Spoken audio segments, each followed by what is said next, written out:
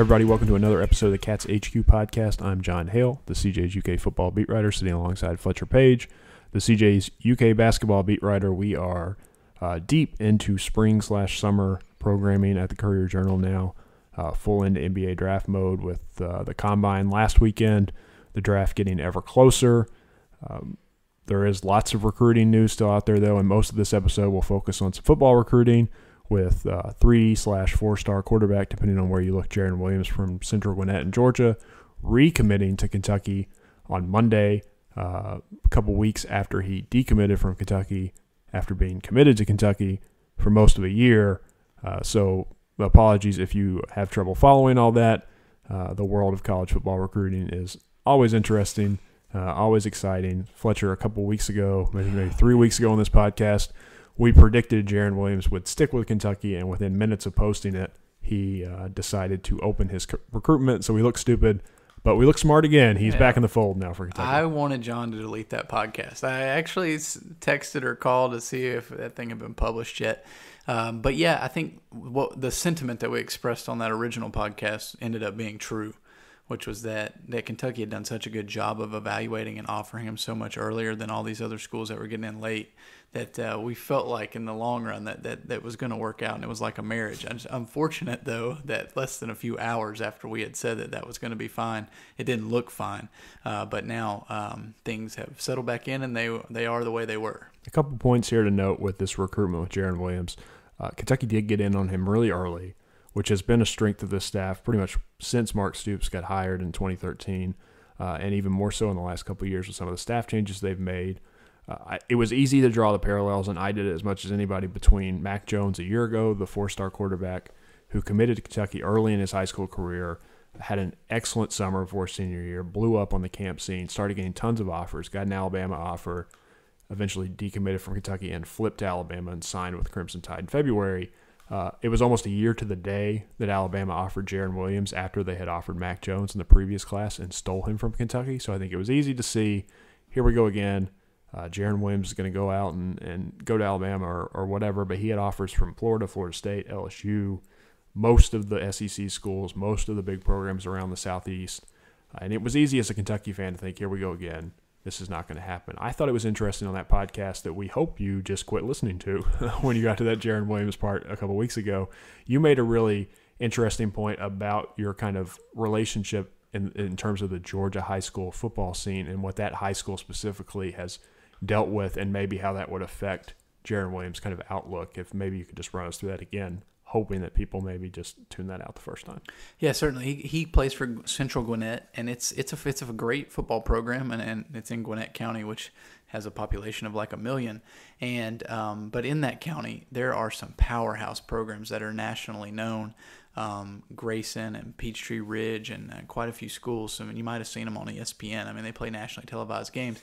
And Central Gwinnett, I'm not saying they're not a good program, but it's just it would be kind of like being in the SEC and being Kentucky, where you're trying to build into something and you're going up against traditional name brands. So I'd sort of laid out there why that kind of fit the MO, and it's sort of the program he's been playing for the last couple of years down there.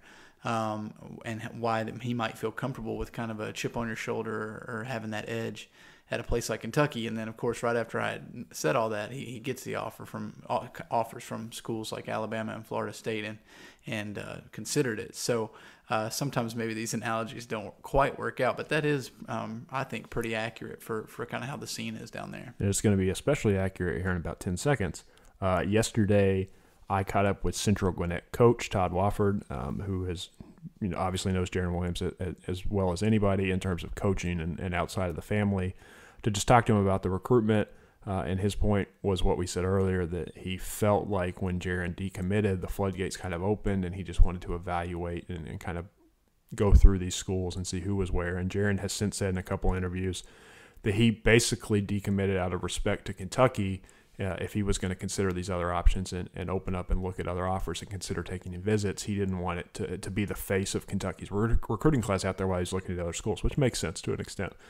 Kentucky doubled down with Darren Henshaw. He evaluated a couple other quarterbacks, Kentucky's quarterbacks coach and co-offensive coordinator, looked at them, never actually seriously pursued those, and seemed to almost immediately recenter back on Jaron Williams as the guy they wanted in this class. So they stuck with him throughout, and it was that loyalty and those relationships that Coach Wofford basically said made the difference in the end, in his opinion, for Jaron Williams.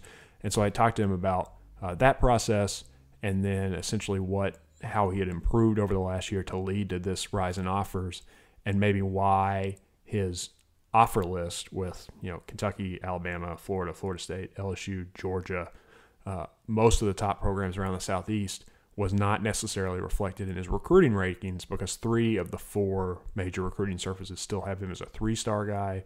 ESPN has him as a 4-star guy. It seems like ESPN ranks any quarterback that has an arm as a 4-star prospect every year, so I don't know how much you put into that. But it seemed like that kind of theme that Fletcher was touching on early maybe had some play in this and is a factor to watch with Jaron Williams moving forward. So here's Coach Wofford and his thoughts on the improvement and then the recruiting rankings. He had a monster year last year, and since that point he's worked to be even better. And he's so much better than he was during the season. He's better than he was in January. He gets better. It seems like every month, every week. Because he's just a driven guy.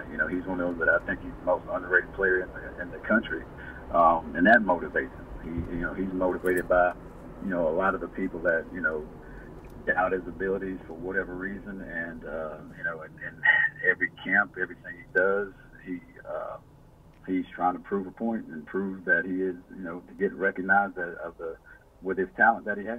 He had a great spring game Saturday that I think he was 11 out of 13 for 210, 3 touchdowns in 2 quarters, and out of those, and it was 2 drops out of those. So he was very sharp, but that's what I've come to expect out of him. Yeah, it seems like his recruiting rankings don't really reflect his offer list and the interest. I assume you think that those are maybe a little undervalued for him. Yeah, well, I trust college coaches more than I trust those rankings any day of the week, because that's what matters in the end.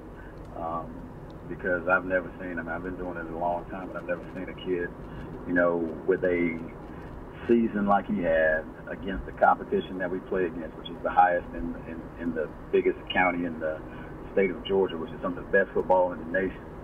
And then you throw on the offer list from, everybody in the SEC, ACC, packed everywhere, but he's still a 3-star. I don't know what a 4-star is. So apologies for the audio there a little bit. Coach Wofford called me back while I was driving yesterday, so it's a little loud, but hopefully you got through there. The fact that this recruiting ratings thing is a real storyline for Jaron, it seems like, and the fact that he's still a 3-star in 3 of the services, despite the offers, despite the performances junior, despite he's been invited to the Elite 11 camp now, so we'll see if he finishes in actually one of the Elite 11 this summer. That's up on the horizon here shortly. This is motivation for him, and he seems to be a guy who does play with this chip on his shoulder.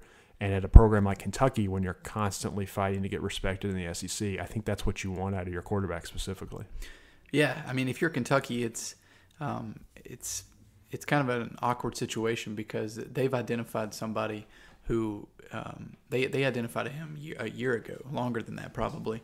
They have to this point correctly evaluated him, and they did it before any of these other programs. Now, quarterback recruiting, it's a tough shuffle. Usually all these schools are only looking for 1 in each class, and once a couple arms come off the board, you start seeing some things, kind of crazy things can happen at this time of the year, because it's getting kind of late in the process for quarterbacks. So I think that when he first decommitted, it was quite not a shock, but if you're Kentucky, you're obviously really worried. And credit to Darren Henshaw. He was down there for the spring game, Central Gwinnett, still doing his thing.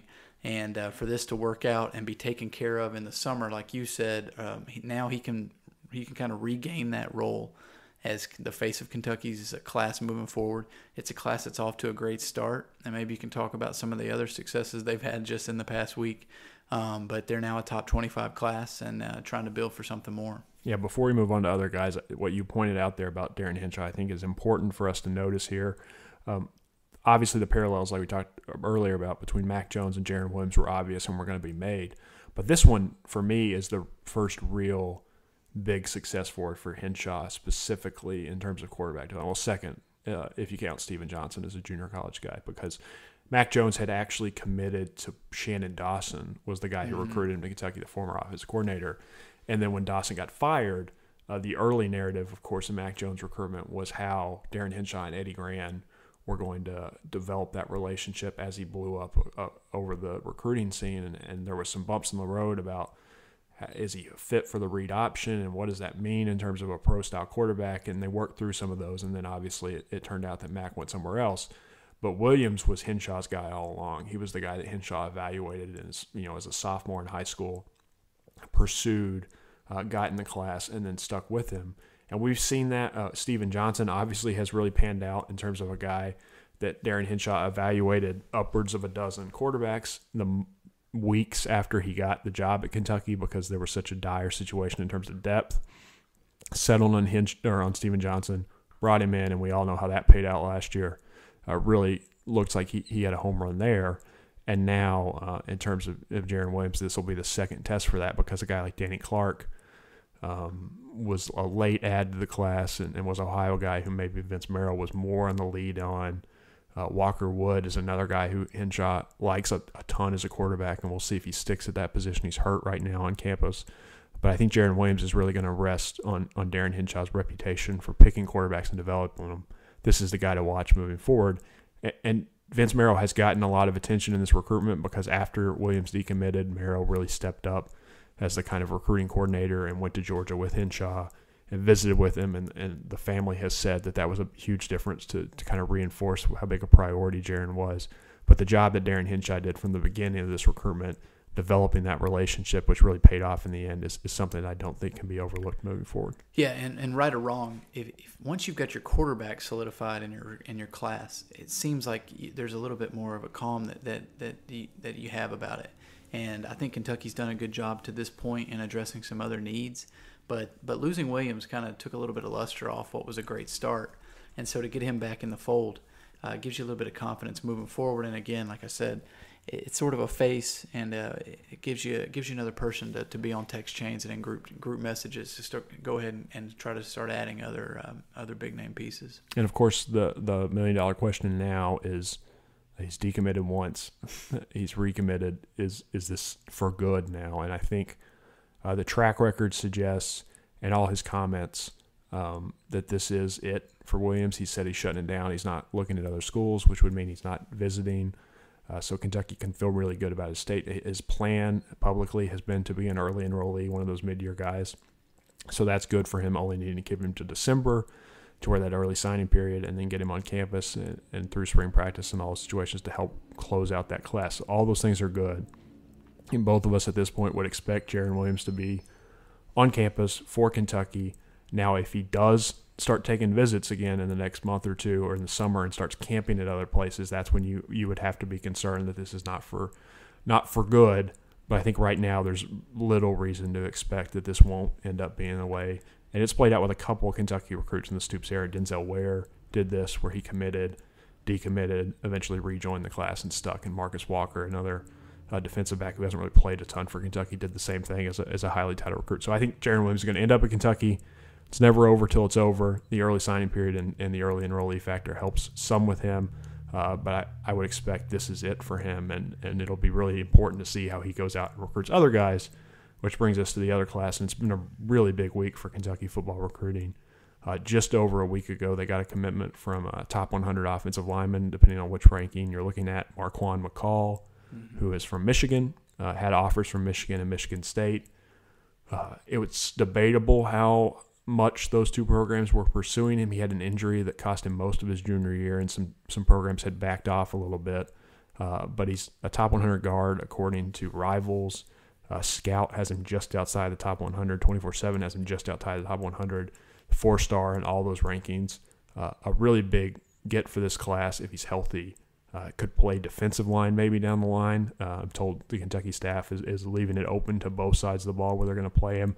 But the biggest kind of win from this, and I wrote a story about this last Friday that you can still find on the website, is Steve Klingscale, the defensive backs coach, has now made his first significant inroads in the state of Michigan, going against the top programs there, getting a guy from Detroit where he has a lot of success.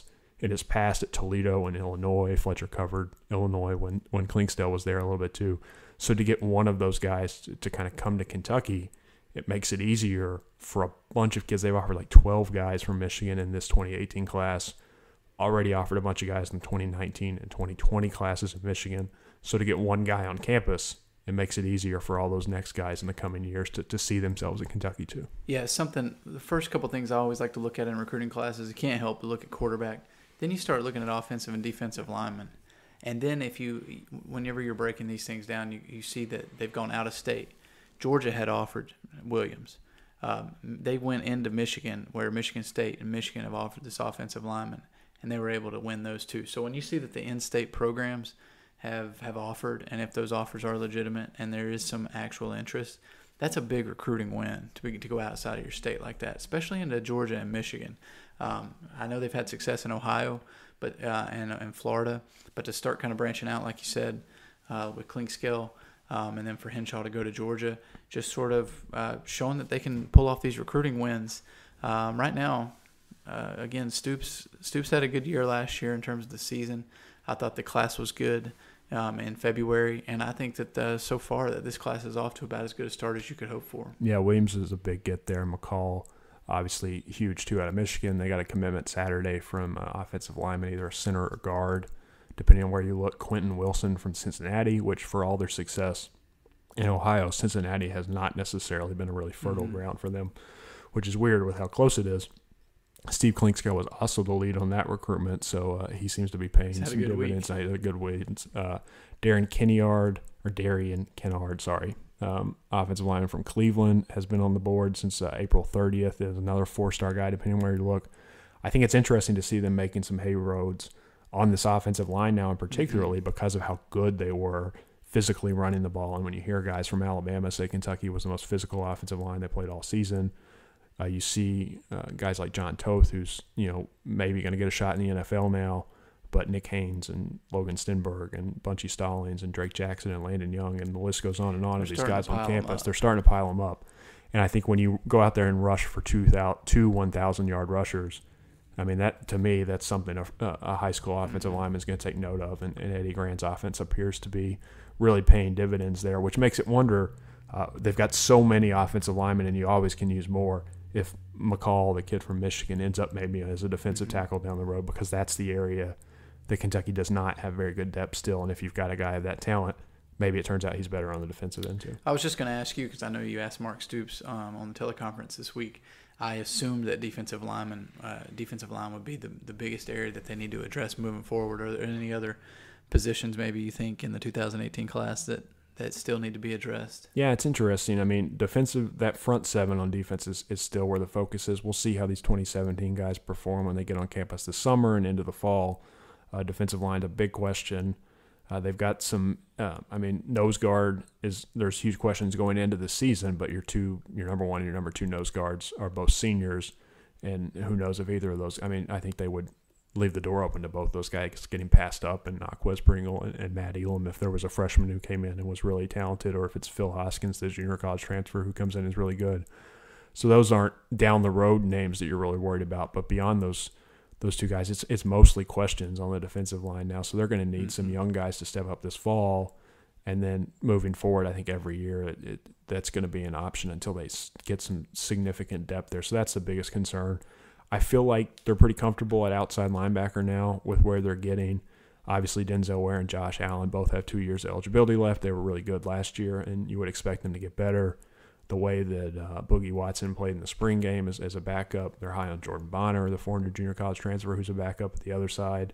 Jalen Bannerman, a redshirt freshman, coming in. And then a lot of the guys they brought in that 2017 class, whether it's Josh Pascal or Alex King, or the list goes on and on of guys who they want to play at that kind of hybrid position and see how they move forward. And maybe some of those guys end up getting big enough to play on the line moving forward. But that's the position.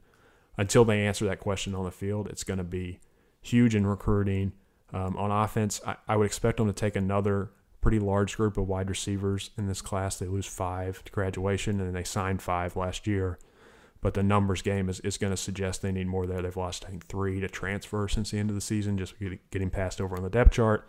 They've already got 2 in the class, Marvin Alexander from Hollywood, Florida, and the best name in the class by far, Shockey Jaquez Luis from Fort Myers, Florida, also a 3-star wide receiver I would expect them to add some more names there, maybe go for a junior college receiver just to kind of even out the classes. They're going to need they've got one tight end in Brendan Bates, who's a 4-star kid, according to Rivals.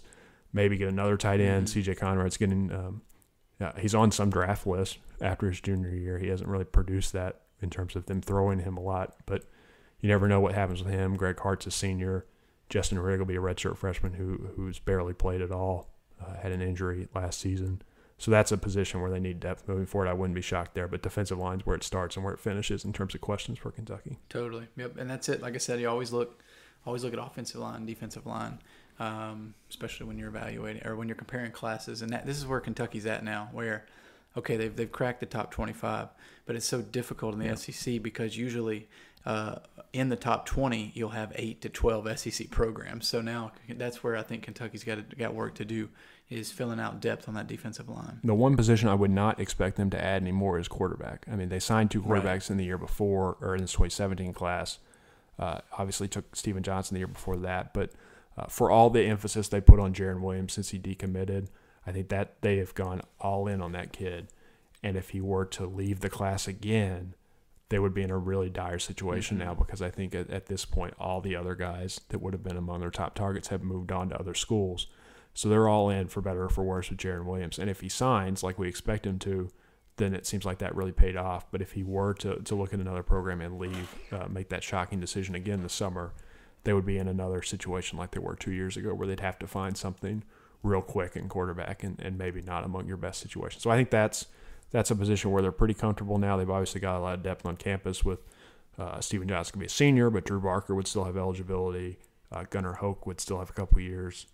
Danny Clark and Walker Wood would obviously be redshirt freshmen probably in 2018. So they've got some numbers there, but you want to get at least one quarterback per year, because quarterbacks are made to transfer, and no one would be shocked if all 4 of those current Kentucky guys were not here in 2018. So that's something to watch moving forward. But Jaron Williams is the face of this class now. I think him actually decommitting, going through this process, blowing up and recommitting is probably a bigger win for Kentucky in just terms of optics, because he had been committed for so long. You maybe don't get the bump from his improved interest over the course just from general fans. Now fans can see Kentucky beat out Georgia, home state kid, and Alabama and Florida State, and that helps them. Obviously, there's going to be a lot more for Kentucky football recruiting moving forward. Summer camp season starts in June, so we'll maybe get a little better look at some of these guys when they're on campus. But basketball recruiting is still winding down in terms of the 2017 class. We are a week out from Kevin Knox's decision. We obviously talked a lot about that last week on the podcast. The remaining questions for Kentucky's 2017 class, Mohamed Bamba, and then Hamidou Diallo, who's obviously already been on campus, but will he stay or will he return? Fletcher was in Chicago for the NBA draft combine this week, where Diallo and Isaiah Briscoe and De'Aaron Fox and Bam Adebayo were all at. Start with Diallo. Anything about what he said there change your thinking on where he's at moving forward in terms of his decision-making? Well, he did say that in the end he would do what was best for him and his family so many times that it started making me wonder what exactly that meant. But yeah, with Diallo, the 44.5-inch vertical, and I was actually one of the lucky ones that got to see it. It's kind of the combine, it might look organized on television, and it is extremely organized, but there's not a lot of communication between what exactly is happening, when and where, and all that for the media. And I just happened to catch a photo of him doing it, and I wasn't sure how high it was, but I knew that it was really high. So yeah, once the 44.5-inch vertical sort of flashed on the screen about that's what he jumped, everybody there was like, well, he's gone. And I saw on Twitter that everybody was saying he's gone. And I kind of have 2 thoughts about this. One is, we already knew that he could jump really high. Right. We already knew he was a great athlete. One of the best athletes probably, in the country as far as basketball players go. But, we still don't know if he has a good feel for the game, which was a knock that was noted. And we don't know how good of a shooter that he is, which is something he was inconsistent as an AAU player last summer, because he didn't play a game at Kentucky and he didn't play a game in 5-on-5 at the combine. Now, I think that those were smart decisions. They've basically turned him into an investment, and so I don't necessarily think that it's a lock that he's gone just because he jumped so high. Okay. I mean, I think, of course, he's a great and intriguing athlete. But where I think it makes sense for him to be an investment is if you're an NBA team that has multiple first-round picks. Or if you've got 3, I think if you're Portland, I think they've got 3 picks from a certain range. And if you identify that you want to make an investment in somebody like this who hasn't even turned 19 yet, it makes plenty sense to me. So I am not so quick to say that he should go or that he is a lock to go. I do think that I don't think he's a lottery pick. So from then on, it kind of gets murky. But I say that while also acknowledging that if I was a general manager of an NBA team that had multiple picks, or maybe you don't ever look at a pick as maybe just something to take a flyer on, but this would be a smart investment if you had a little margin for error for your draft. The report out today, just looking on Twitter now, Adam Zagoria says that Hamidou Diallo has worked out for the Bulls yesterday, the Milwaukee Bucks today, and will work out for the Brooklyn Nets on Thursday. Yeah, and see, I think that these are the types of things that are going to matter, not a 44.5 inch vertical. While it's still nice, it's kind of like the 40-yard dash in the NFL Combine. And some of this too is like, I assume that Diallo won't be the only guy who's coming in for these teams on these certain days, so they may get him to work out and play against some of these other guys who they have in on the same days in a way that he wasn't willing to do at the Combine as he protected himself. I thought it was really interesting that among the people who agreed with you that it was a genius move not to play 5-on-5 was John Calipari, who talked to you guys when you were in Chicago and was really open about how he thought that was really smart. And I thought had some really interesting comments just about the fact that if Diallo was a lottery pick, it's time for me to retire. How can you get better than that? What did you make of what Cal was saying, knowing that everything he says publicly is spinning towards recruits at some point or another? Yeah, I think it was, but I think some of it was he used a lot of hyperbole, or there was a lot of sarcasm going there, because it did seem like that the less that Diallo did, the better he was projected to go. And so I think Cal was sort of playing around with that by saying, well, just keep laying low, you'll be a lottery pick. And he said, if you lay low long enough, maybe you'll be the number 1 pick. So I thought that was pretty funny. But yes, of course, this whole thing was designed. They really set this stuff up in December. I think Cal probably knew this was going to happen in terms of the kid is such a great athlete, and he's got so many things going in terms of his youth, his age, his potential, that I think that Calipari could probably foresee that he was going to potentially leave. But, De'Aaron Fox did discuss how Diallo made them better in practice. And also, like you said, Calipari can now speak in a way about this process that might be attractive to other people who might want to enroll mid-year and try to speed up their process moving forward. It's interesting that Fox noted that about how much he helped in practice. Our columnist, Tim Sullivan, had a column over the weekend in his weekly quotes package kind of questioning whether or not Kentucky should have played Diallo, knowing what we know now. I've been of the opinion that he would not have helped much in that North Carolina game, specifically considering he hadn't played up to that point. But I would have played him in that stretch of 3 losses in 4 games in kind of the middle of SEC play to see what he could give you and see if he was a guy who could give you 5 or 10 minutes off the bench and maybe take some of those minutes from Isaiah Briscoe and see how that was moving forward.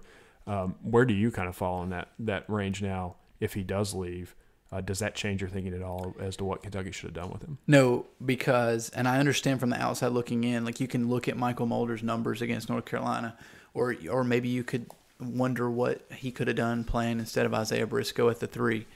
But in December, Kentucky and Diallo came to this agreement, and it was either Diallo was going to come to Kentucky and then maybe go pro and never play a college game, or he was going to go to a different school and maybe turn pro and never play a college game.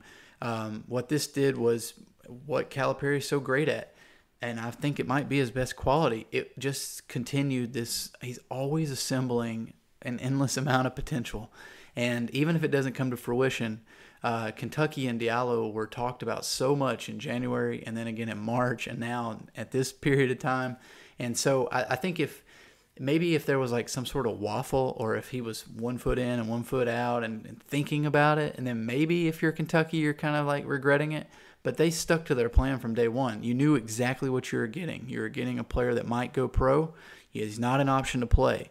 And that was okay with John Calipari in December, and they stuck to their guns, and that's where they're at now. So again, if Diallo thought about it and maybe they contemplated it or at all, that was never ever an issue. No. Never even thought about playing. So I don't think it changes the way that I look at the decision or the way that they went about this. The other big news from the Combine over the weekend, Isaiah Briscoe had the latest in what has been a long and testy relationship with the UK media contingent over the course of his 2 years at Kentucky.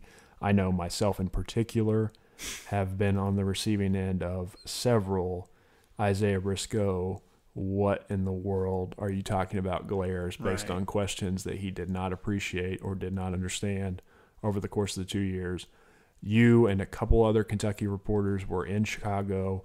Isaiah Briscoe is a guy who is not on any mock draft, is apparently only worked out for one NBA team, was forced to play 5-on-5 at the Combine to get an invite. So his interest level from a national media perspective is non-existent at this point. Right. So obviously most of pretty much all the attention he would get at an event like that is from Kentucky guys who ask him a lot of Kentucky questions, and that did not go well. It didn't. Do you mind if can I preface this conversation with maybe one of the questions that you asked one time? Sure. 100. Let's get into it. Yeah, let's get into it. So one time, maybe you can correct me if I'm wrong, but you basically asked Isaiah once that I heard, I was standing there for this. You asked him what his thoughts were on maybe a lineup that consisted of Isaac Humphries and Bam Adebayo together, right? What that might do for Kentucky. And I think you weren't explicitly saying how might that help you on offense, how might that help you on defense, but because we don't have all the time to flesh out every question out.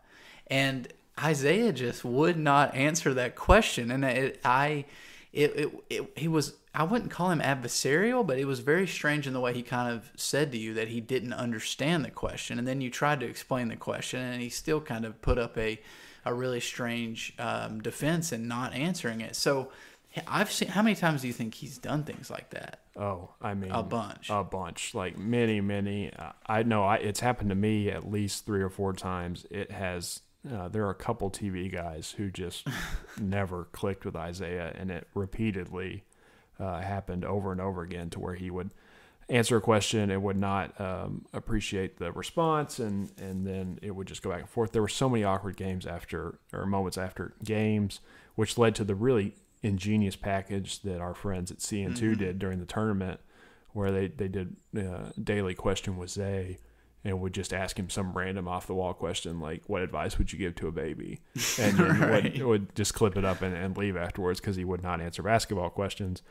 It has not happened. I'm as we're just kind of talking here, going through my phone to see if I can find my favorite Isaiah Briscoe interaction that I ever had with him. Sorry about that noise there, but this is from his freshman year when I asked him who the best shooter on the team was. Me. I mean, who you thought I was going to say? Guess what? Newsflash. Isaiah Briscoe, not the best shooter on the team. But I think that says something about his just kind of confidence as a player and how he approached his game. And for better or for worse, we saw that play over 2 years. But it seems like this position question and me, I think maybe one of the reasons he reacted so poorly to me asking about that lineup is he was just already thinking we were going down the line of how does it fit in with you're not a point guard, you're playing off the ball, and he's had to face that question so many times that he just shut down when he heard lineup question, and it seems like that maybe contributed some to what happened this weekend. Yeah, see, I see it, and I kind of hinted at this in my story. I almost see it as an insecurity, and you just said that. You know, he did face a lot of questions at Kentucky that I believe would make one insecure, so I totally understand it. I'll run through what happened. Isaiah comes out just like everybody comes out at the Combine. Some players like De'Aaron Fox, I mean, there were literally probably 30 people around him. Isaiah had the usuals. He got, Jerry Tipton, Kyle Tucker, and me, and a couple other people. There wasn't a big crowd around him. And I think the questions got started out with sort of, how's it going for you? What's new? What's up? And he was fine. He actually had some PR. It sounded like he'd been coached up by an agent or somebody because he answered things very well. He actually said, I'm blessed to be here and things like that. But as more people sort of kind of circle around, You're at an event that's got national media. We're talking about people that cover the Lakers, the Celtics, the New York media, the Chicago media was there. And so people are wandering into the conversation. And so one person, I think, said something to the effect of, what's it like at Kentucky, practicing against those guys all the time? And that question kind of threw him. And I think just like maybe your question had in the past, I think he took that as, you're saying I practice against pros, and you're not including me in that conversation. And I think that got things started off wrong. Somebody else came by and asked about Malik Monk. And I've seen some stuff on Twitter about this, about how that's stupid to ask somebody. Well, this person was writing a story about Malik Monk, and this is what we do in our industry. We ask people who know these people. And so, De'Aaron Fox was asked about Malik Monk, gave a great answer. Bam Adebayo got questions about all kinds of players. Isaiah just shut down about it. He basically said, all he said about Malik Monk was, he's a great shooter. And so that was there was a follow-up offered. That one didn't go well. And the question that really that took Isaiah down the path of, I don't play for Kentucky anymore, was he was asked what position he'll play professionally. And again, like you said, I think that's a touchy subject for him. He did not get to play point guard at Kentucky because of Tyler Ulis and De'Aaron Fox. And, Isaiah just went into I don't know why we're talking about college anymore. I don't play for Kentucky anymore. It is what it is. I didn't play point guard, So you started getting those things. And I, in the moment, and of course I'm unbiased and I'm not trying to, in the moment I was thinking to myself, wow, this was a chance for Isaiah to maybe answer some questions that make him insecure or field some questions he doesn't want to talk about. But this is a chance for him to maybe try to turn negatives into positives. Like, hey, I didn't get to play point guard at Kentucky, but it shows that I can sacrifice, or it shows that I'm versatile. It shows I can play the 2 and the 3. It shows that I can understand what a team's strengths are, whatever it may be. There's many ways you could spin that, and he just wouldn't do it. And I respect Isaiah because he has remained true to himself. He does not BS questions. He does not offer cliches just for the sake of it, and I appreciate that. But at the same time, I can also criticize his truths that he's releasing. Yeah, it was a bad look. I mean, obviously I wasn't there, and I was just following it on Twitter, and there have been some debate on both sides as to whether he was in the right or the wrong to kind of look ahead. I will just say that this is something that Kentucky players go through every year, and every Kentucky player does not have the best experience and does not live up to expectations. I think back to a year ago when I was filling in on the basketball beat as we were searching for the job that eventually became Fletcher's, and it was in New York at the draft. And Scalabissiere, who had what undeniably was a vastly disappointing freshman season and had declared for the draft and was still projected as a lottery pick based on talent alone, and up there, at the Hyatt or whatever it is next to Grand Central Station, sat there at his podium for half an hour and answered question after question after question about what went wrong at Kentucky, why he did not live up to expectations, why he did not play the way, was he used incorrectly, what about all these players he played with. People came in and asked him about the guys he had played, Jamal Murray and Tyler Ulis and these other guys who were in the draft class, so they could get those same quotes like the guy asking Isaiah about Malik Monk. And he answered every single one of those questions without ever getting testy, without ever getting upset. And that's a guy who is still going to get drafted in the first round, so maybe he's a little more positive than Briscoe, who might not get drafted at all, is probably not going to get drafted at all, but I think had more at stake there in terms of where he started and where he fell, and just to watch him on draft night continue to slide down the board and still to stay positive. I just don't think Isaiah has much of an excuse to behave the way he did in that interview. No, and it is a knock on him, whether you want to acknowledge it or not. We're talking about some teams potentially, changing their draft pick of Hamidou Diallo just because he jumped up and touched a notch on a pole. It could be the way you speak into the media. It could be a vast majority of things. It's not that you can maybe convince a team to take you with the way you interact with the media, but I think that you could probably make a team say, you know what, it's just not worth it. And so, again, I don't want to come off as sounding holier than thou. I appreciate Isaiah's realness at times. It's just if I was in his camp, I would have said, hey, it's only 15 minutes. They actually time it very closely at the combine. Just say for 15 minutes, think about the perception of these answers and let's come up with a way to, take it in, think about it for a second, and think about the way it's going to come back out. Don't that's what I was thinking as this was going on. And maybe in his meetings with teams, he was giving the right answers, but you've got to know in that situation that what you're saying publicly, especially at the NBA Draft Combine, is part of that evaluation teams are going to make. And like you said earlier, he had the selling point for Isaiah Briscoe, if he is going to be drafted, if he is going to have an NBA career, is I was a guy who was a 5-star recruit, who was talented, who came to Kentucky and did what I had to do to help the team win, was willing to take a lesser role to let guys like Ulis and Murray and Fox and Monk shine and to do the dirty work and to rebound and to play defense and to battle in the paint and improve my shot over the course of the year. But I'm a team player, because if he has an NBA future, it's as a role player off the bench, and those are the kind of qualities that you want those guys to have. And he has the perfect argument to make that sell to teams, and he just was not willing to do it. And that, to me, is a red flag. Yep. Now, who I think is the consummate professional and has been from the jump is De'Aaron Fox. And he kind of had the exact opposite. He had, like I said, 30 people around him, the television lights, bright lights, cameras. And he had it's pretty difficult if you're in my shoes, I'm around a bunch, he was getting questions like, how do you think you fit in with the Lakers? Or would you like it if the 76ers would draft you? And I was thinking, I can't use this. But for 15 minutes, some people did work in some questions. But yeah, I think that Fox he was basically the headliner of all the players there. He didn't even do anything. He got measured for his height and weight and things like that, but he didn't do anything. He's pretty much locked in as looks like a top 5 pick, maybe better. But he was certainly a headliner at the event. And then I thought Bam Adebayo was a guy that had a lot of intrigue too from people, because there is such a disparity on where he's going to be taken according to the mock drafts that we put a lot of validity in. I've seen some with him as high as maybe 17, 18, 19, and then right now in Draft Express, he's in the second round. So there were a lot of people that were interested in Bam just because you're not quite sure where he's going to end up.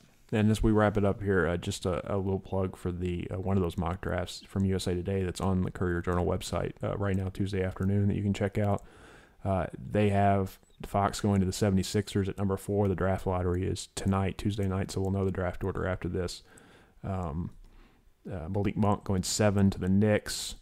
Bam Adebayo going 25 to the Orlando Magic. And I think Diallo going 28 to the Lakers. So that's just where 4 in the first round. Obviously, 5's Kentucky's record. They're not going to get 5. We're going to see if Briscoe or Derek Willis or Isaac Humphries or even Dominique Hawkins, somebody takes a flyer on one of those guys late in the second round. But those 3, maybe 4, depending on what Diallo does. We've got now 8 days until Diallo has to make his decision. With these workouts that have been reported this week, you would expect maybe that to come early next week after he's spent some time with teams and see what's going to happen. Maybe go down to as far as deadline day, which is what Briscoe did last year. We'll have all that covered at courier-journal.com and in the print edition of the CJ. Make sure you check that out. Follow me on Twitter. I'm at Jon Hale _CJ. He's at Fletcher Page on Twitter. Until next time, thanks for listening.